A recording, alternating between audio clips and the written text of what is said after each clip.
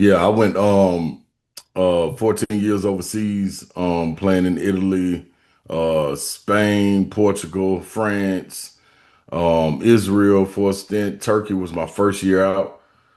So I was around quite a bit. I did the longest stretch in probably in Italy for 8 years. Did France for two. Um, Had a lot of success, man. That I always say in Italy, especially, that's the only thing close enough to the South. You know what I mean? That kind of resembles the SEC as far as, being in that Southern hospitality, that welcoming, you know what I mean, family oriented. You could get a lot of that in Italy. So that was my favorite place to be. Can't wait to go back and visit there, man. Got a lot of families that I still stay in contact with, two or three in particular. So that was real cool, man. Made my time worth it over there. After that, I got ready to retire, come back. Um, I always stay connected to Tennessee, as far as special athletic trainer Chad Newman. I probably wore his phone line out. The basketball trainer probably wore his phone line out more than anybody's, more than parents or anything. So if anything went wrong, I would call Chad immediately, like during basketball practice and everything. Like, Chad, man, these people say my ankle is such and such. I need to get the doctors to look at it. Send him to everything, and he was always there. Man, it was a blessing to have him in my corner. So those ties right there stayed thick, with Tennessee. Also coming back, I started wanting to get into coaching. So knocking on doors, had to go back and finish my degree. I started off at Innsworth High School in Nashville with Coach Ricky Bowers, David Whitfield. Those guys gave me an opportunity to get my feet wet, and trying to kind of stay into coaching, and stay close to the game. That was a good time. Also, while trying to knock on the door, I had some other opportunities. Nothing really ever came through. So we had a trucking company as well. So started driving trucks with, for me and my wife. Well, she was dispatching. I was driving the trucks going up and down the East Coast. DC to Connecticut to Rhode Island, down to Florida, all the way over to Texas. Like, it was endless. But doing that all while coaching and still just trying to figure out my footing, where I wanted to be, what I wanted to do. And COVID hit, and I was able to start a podcast called The Boom Boom Room, which, I was just interviewing former athletes, professional men and women, and talking about their journey through sports and how it transitioned back to reality after sports, some of their hurdles, some of the pitfalls, how they were able to come through it. So it was the likes of Shamika Holtzclaw, John Henderson, the list goes on and on. So that was pretty cool as far as me getting ready to venture into the media game. I had an opportunity at 950 WAKM, a small station in Franklin, that probably had about a 3 or 4 mile radius that it hit, but they gave me the drive time hour. I had to go out and get my own endorsements, my own sponsorships. So that was welcoming me into the game. I did an hour show every Friday from 5 to 6, with three commercials. So it was steady talking. So that was pretty cool. But like I said, coming out of COVID, it was an opportunity at 104.5 The Zone, and a spot opened up. My brother Ramon Foster, who went to UT as well, was on the morning show from 6 to 10, and mentioned my name to him. Y'all ought to try him out. So I tried that out. Did a trial run for about 3 or 4 months. The outpour from the community and the listeners was overwhelming. They gave me a shot, signed me to that deal. Then this is how funny relationships work, and of course being blessed by the man upstairs. Our guy Craig Pinkerton, who was the SID for basketball when I was at school, he became the SID at SEC, and he was like, "Man, our show 3HL went down to cover SEC Media Day in Atlanta." And when we got there, he was like, "Slay, man, I got somebody I want you to meet." And I was like, "Okay." So he took me to meet him. It was Pete Waters over the SEC Network. Said they would love for me to come in and audition. Took the opportunity. Me and Peter Burns, that was my first meeting, sitting down with him. We recorded the show, knocked it out, banked it. Waited 2 or 3 months, got a call from them. I'm kind of fast tracking a little bit, but got a call from them, and they offered me an opportunity to come in. and do SEC Network as far as covering the basketball sides of things. And I think that was January 4th. And took off. It took off. So now I'm under the umbrella with not only being able to have a radio show with 3HL with Brent Daugherty and Don Davenport, I call Mayor and Babs. But then every day, Monday through Friday, 3 to 6, but also having the SEC Network being able to cover college basketball, and then, having a stint recently on ESPN doing college basketball, which was pretty cool. I mean, that was a dream come true. So that's kind of catching you up to real time where we are today. That's great. So it sounds like you very much remained in the sports world, with the podcast and with these shows and everything. Yeah, it was weird though, man. Like I didn't want to do any media or podcasting or any of that. I actually UT had um a program where they allowed former athletes to come back to school. They pay for it, and I went on like a media tour after being finishing up school. Matter of fact, I left school, had 18 hours remaining. When I came back, I had 53 or 54, something like that. So I went back to school, knocked that out in 2 years, well, a year and 2 summers. Um, and I went on a media tour, to talk about, them allowing athletes and how athletes should tap back in and be able to come back and finish that degree. And UT gave me a hell of an opportunity to do that. So just talking about them, I did a interview with Heather Harrington and Tyler Ivins on 99.1 up there in Knoxville, and it was supposed to be like 10 or 15 minutes. And I remember coming off, and after I finished up, it ended up being like a whole hour. And Heather was like, "Man, you ought to think about doing this." I'm like, "Nah, man, I ain't doing. I'm cool on that. I ain't doing no media or nothing like that." So that was shoot, that was probably about 6 or 7 years ago, and we had come up with doing the sleigh ride, an hour show every Tuesday, and we started with that. I would get up, drive to Knoxville at about 4 in the morning to get there. The show was from 7 to 8. Get there, do the show, and drive back to Nashville that same morning. Get back, get back to my daily routine. But I did that just to show that, if I'm gonna do this, I'm gonna take it serious. So, I wanted to be in person. We could have easily done it over Zoom or whatever. I called in, but I wanted to show them I was serious. So that paid off. But that was the first initiation of, jumping into the media lane. And man, it's taken off since then. You So, were the SEC Player of the Year in 2003. You want to talk about that mhm. a little? Yeah, man, that was a trying time coming off of it made it all worth it though. Coming off of my junior year, um, we had a new coach in Buzz Peterson. We had two guys that were released from the team that came in with our freshman class. We had a senior returning in Vincent Yarborough, and Dale Baker. Like, so we had some promise. Me, Marcus Hayslip, John Higgins. Like we had a nice team. We were expected to do some great things.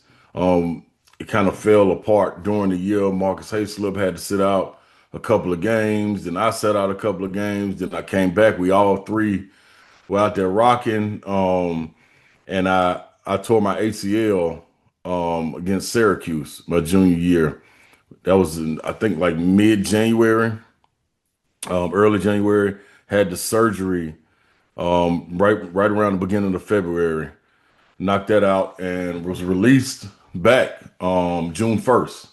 So I was hitting my therapy. That's why me and Chad Newman ended up getting so tight. Like I was with him every single day. Him, Big Roger Moore, as far as the strength and conditioning coach at that time, was all pouring into me, man. Like it was a tough time. Tamika Catchings had just tore hers. Like it was wild. It was something in the water at that time. But I remember after getting released and getting ready to get back into the season my senior year, Vincent Yarborough and Marcus Hayslip had both left and gone to the NBA.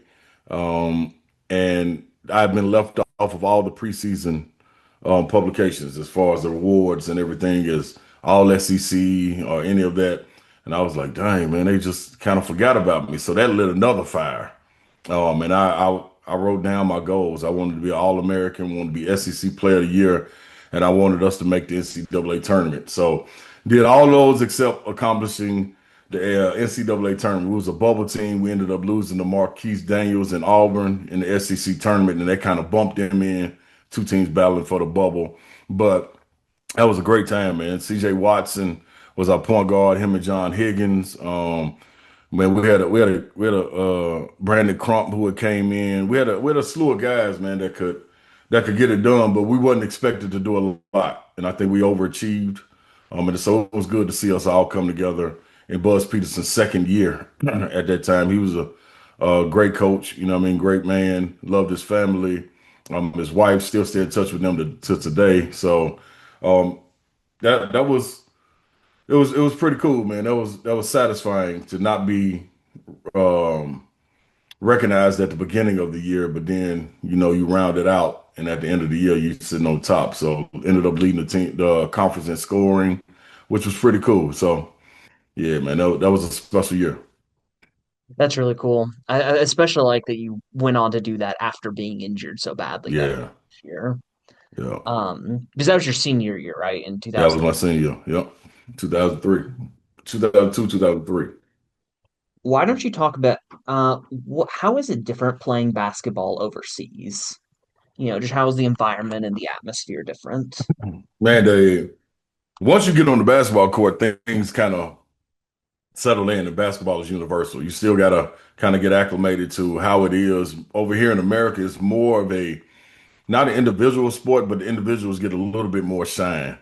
And it's about them carrying the team. The teams that are successful overseas are the teams that are more united as a team. You may have a guy averaging 16. But behind him, you got three other guys averaging 14, 13, 12. You know what I'm saying? So it's more of a team concept. You got to really buy into the team. You got to buy into philosophy. You can't be stagnant on your thinking and thinking that, man, I can't counter or I can't pivot a little bit to learn how to play their way. Some of the footwork is different. And then just the way of life. After practice is over, you go home and you're in a foreign land. You got one or two things. You can sit there, play on your games, or get on your computer, try to worry about what's going on at home, or you can engulf yourself in the culture there and the community. And I think that's the people that thrive the most and have the longest career. The people that adapt to where they are. And I had some great guys, some veteran guys ahead of me that took me under their wing, that showed me a lot of love. Randolph Childress is one that played at Wake Forest. Also Joby Thomas. How ironic that is. He's the one that put us out my sophomore year of the tournament. They played for Charlotte, and we ended up being teammates overseas for about 3 or 4 years. But that was my guy, man. Always kept me grounded spiritually. We would have Bible study and things of that nature. His wife would cook for us. So you find little things like that, to be the gems of what you're doing, and input those and insert those into your daily routine. But as far as the game, everybody can play. All the guys that you watched in college that you were like, man, I wonder where he is. He used to be killing in college, and they're probably overseas getting a lot of money and winning a lot of championships, or at least competing. So it was so many people that I ran into, man, that I was like, dude, I remember you. I remember watching you. It was, and they're legends over there. So it was pretty cool, man. I think it's all about adapting and having an open mind. You go over there with a closed mind. One thing about it now, they will cut you. You will get sent back home very quickly if they have a standard for you or expectations that you don't meet. I mean, it's one or two games they'll give you a pass, but that third game, that next practice you come in, there's gonna be another American sitting over there in the stands. And if you slip up or don't do something in practice, you out of there. They may pay you your money, they may not. You know what I'm saying? But you're gonna get out of there. I was fortunate enough to have a great agent, and be with some great clubs over there that kind of took care of the players. I had to battle here and there, but it was cool, man. If you engulf yourself in it, you'll be fine. That's awesome. So do you speak Italian then? Poco. I can speak a little bit.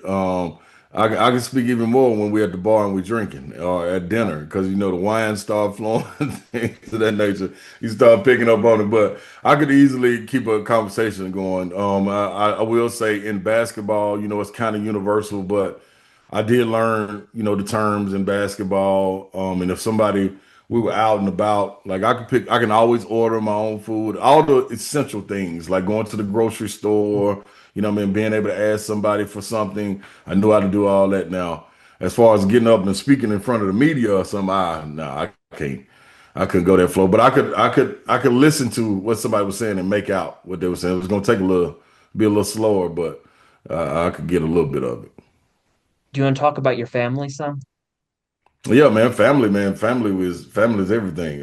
My family that I come from with my mom, oldest is seven, on her side, oldest is six on my pop side, and shoot, kind of always felt like I was setting the stage. You know what I'm saying? Especially on my mom's side, with all my brothers and sisters, all of them came up. We grew up right here in Nashville. They moved to Knoxville actually when I was a middle of my freshman year. They moved to Seymour, Tennessee.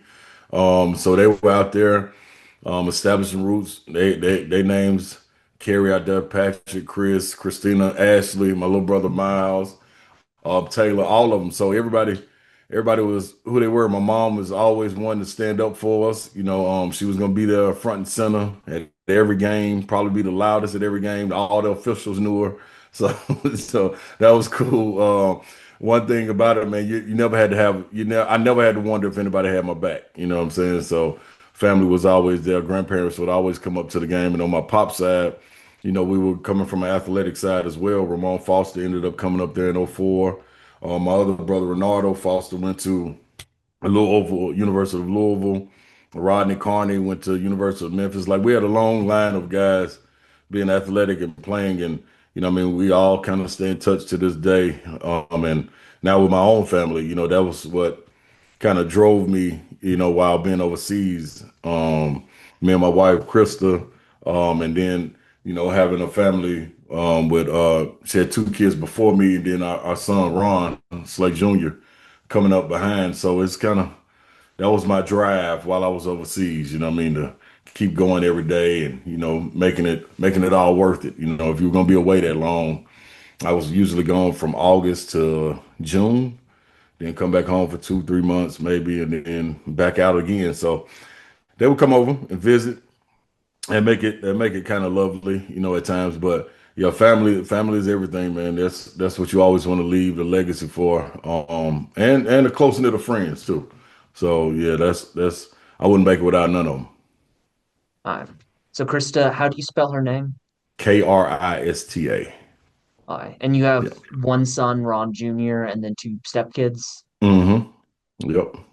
What are your Yep. stepkids' names? Christopher and Matoria. M'Torria. And Christopher just spelled the normal way. Kristopher. Yeah. Cool. K instead of C. Yep. You mentioned your spiritual life and the Bible Mm-hmm. and stuff. Do you want to talk about that at all? Yeah, Any most faith definitely, man. moments?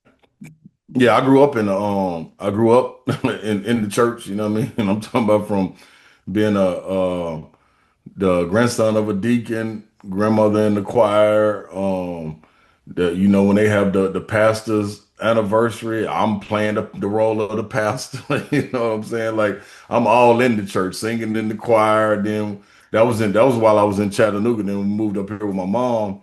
I was acolyte in church. You know what I mean? So the spirituality always been in me, and I think as you get older, you're gonna have different times that test you to kind of find out, you know what I mean, how much you lean on it, how much you believe in it. And I think one of the times for me was, you know, when I tore my ACL, like I'll never forget it. Um, when I tore my ACL, went in the back in the locker room and they did the test.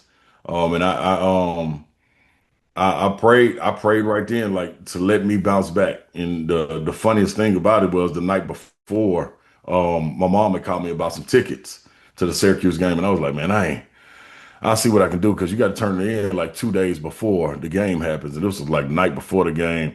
And I remember praying and asking, like, God, please, please take all these people from calling me, wanting tickets, this, that, and the other. Take this out of my life. And, shoot. I remember laying in the hospital bed after my surgery and was like, darn, he removed everything, everything I asked for. You know what I'm saying? So there's so much power in the tongue, man. And what you ask for, he's always listening. So um, I, I I leaned on him again to get through that rehab and come back and produce the way that I never have before. So all of that SEC Player of the Year, All American, all of that's because of him. You know what I mean? The glory to him. Getting ready to go overseas, being put in a different land, what I mean, a foreign land in Turkey. What I mean, you ain't got nobody but you and your bags. You know what I'm saying? And your faith. So made it through some trying times over there. Like every corner I turned, he was always there. You know what I mean? I remember when I was trying to find my footing after retiring. Like I was driving trucks and I was in Florida. I was broke down in Florida. And this is one of my times that I'm transitioning and I'm like, dude, I'm broke down. Nobody's around. And I remember recording. I got to find the recording. But I was recording myself and I was talking. I was really talking to myself like, dog, this ain't supposed to be me. And I just started crying like for about 2, 3 minutes. And then the crying turned into laughter. And I was like, man, this is going to be all right. You know what I mean? I just prayed right then. And before you know it, the doors just start opening up. And here we are today. Like it's all a blessing and a testament to your faith, man. And anything that I found out, man, is it's all dark times, man. And I promise you keep stepping. It's one thing for sure. You're not gonna be under that black cloud. And that black cloud don't seem as big as it is once you come out of it. You look back on it and you learn through that. But the one constant was that he's always there. So yeah, man, I try to share Bible verses daily when I get up on social media, just because that's the way I start my day. You know what I mean? I want to be transparent or whatever I'm doing. So that's part of me. You know what I mean?